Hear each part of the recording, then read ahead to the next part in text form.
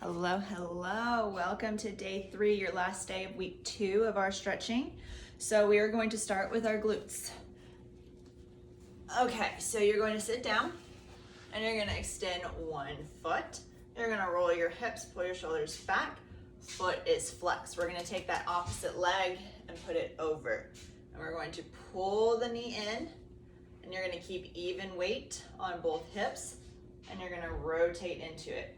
So you're not gonna pull that opposite hip off the ground. You're gonna pull and rotate. So we're stretching our glutes all the way across. Big muscle group. Take a couple good deep breaths, and on the exhale, try to rotate a little more. Pull that hip in a little more without letting that hip come off the ground. Right. If you want to extend the stretch, you're going to pull that opposite leg in and keep both hips evenly on the ground as you do it. All right, other side. So again, weak glutes can add to a range of issues. So we're just doing the opposite side here. But they are a big shock absorber when we're in the saddle. So it's not about being tight. Your hips have to be loose, your knees have to be loose. They have to absorb the shock, and your muscles have to be able to function correctly in order to function like a rubber band, where they absorb the shock and then they can extend out and they slow the shock down. If not, that's when you end up bouncing in the saddle up and down. So we want to make sure everything's in alignment and then strengthening correctly. Again, if you need to or you can bend that bottom leg in, but you have to keep the opposite hip on the ground, so you can't let that hip raise up. So I want you to extend through your spine, head to the sky, rotate. You should feel it in your back. We're starting to progress these where you're starting to feel them a little more total body. Okay. Now we're going to work on your abductors, so that's more on the outside. We are going onto our back, and we're going to roll our hips. What we're looking to do is to roll that hip, that knee in to the middle of your body. You can do the opposite one down if you can, but the point is I want your hips to stay square. So how far you go in depends on your hip flexibility. So if you can go farther, but this whole butt cheek comes off the ground, that's not what we're going for. So feet are straight, roll your hips, then let that knee start to fall into the middle. I'm about right there, and you can just move this foot out of the way. I'm about right here before this hip will start to come off the ground. So I'm making sure my hips are staying on the ground. I'm getting a full stretch all the way across. So I'm feeling it in my quads. My quad right on my knee gets really tight, and this abductor attaches to that quad, so it goes all the way down, so I can start to feel it there. As you go through these stretches, you'll really start to see how your whole body is attached. Let's go other side. Keep your hips rolled, relax your shoulders down, start to let that hip fall in. As you do, keep this hip on the ground. So the knee that's falling in is the one we want to keep on the ground. So we don't want to roll that butt cheek off the ground to try to get further into it. Letting it go here. Again, if you want to let the other hip drop, that's fine, but you need to make sure you can keep your hips rolled and both hips onto the floor. So this one's a little more flexible. I'm not feeling the pull on my quad. It's more relaxed going down. I have a little more mobility in this hip. When I'm exercising, this hip doesn't track correctly. My right hip doesn't track correctly. So every time I step back into plank, you can feel it pop. So things like this is what makes it work a little better. We're going to go into our lying rotation now. So we're gonna work on that thoracic. So you're gonna go back onto the ground. And I'm gonna use my foam roller for this. So you can use foam roller, you can use pillow, whatever you need to. I'm gonna put it between my knees. I'm coming down onto the ground, and I'm rolling my hips, raising my legs up, and I'm starting to rotate. Arms can go out, rotate, slow and controlled. I'm just letting my knees fall nice and slowly. So if you need to, you can have a bigger pillow. I want your shoulder to be able to stay on the ground. So if this opposite arm is having to pop up, don't go as far. You either need a bigger pillow so you're not so rotated, but we want your arms out like a T. Then you can come up, slowly let your knees fall. So again, if this arm starts to pop up off the ground, don't let your knees go as far, or get a bigger pillow or a bigger block between your knees. Take a couple good deep breaths. We're working on the rotation here in our core. So we know very well that our upper body and lower body have to be able to work together, but as a rider, they need to be able to work separately as well. So when we're on our horse, our hips have to stay perfectly square with the horse.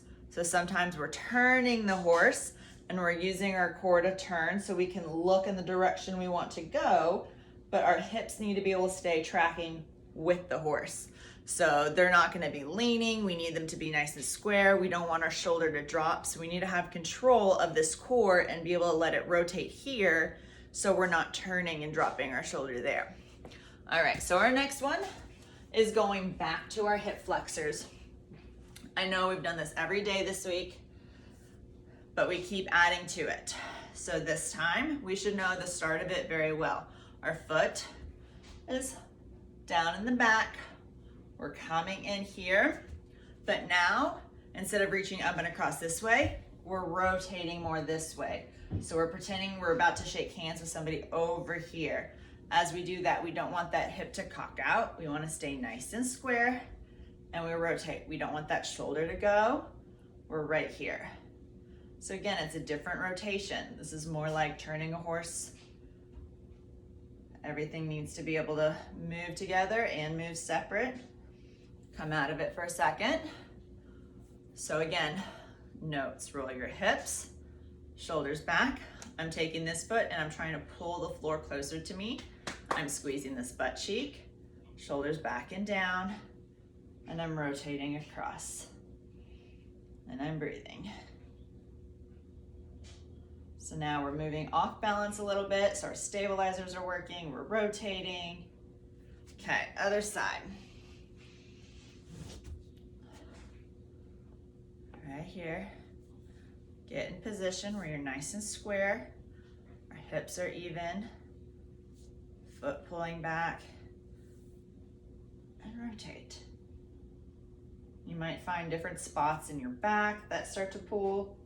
Again, your other hand can be holding your knee so it's not falling one way or the other. Make it stabilize you here. Come out of the hip flexor, roll your hips. So remember, hip flexor first, rotate second.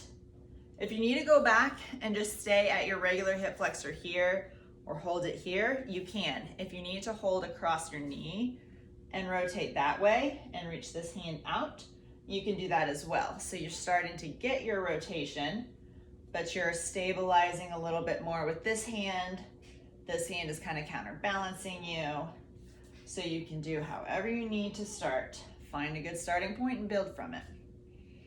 Come out of it. All right, now we're gonna go back to our door.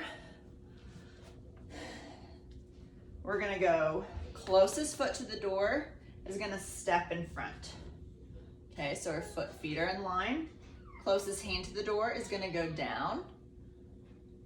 Other hand's gonna go up and reach in. So I can cock my hip out and have a lot of movement here, but I am keeping my hips in. I'm keeping my pelvis rolled under.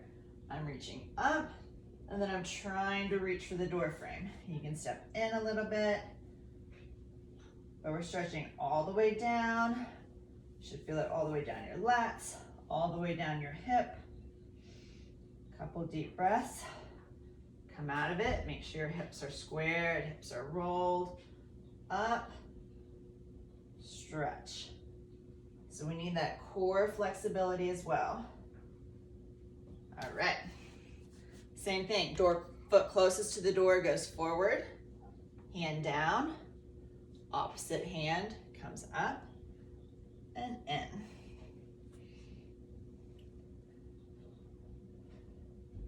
Don't let that hip cock out or the butt cheek to fall out.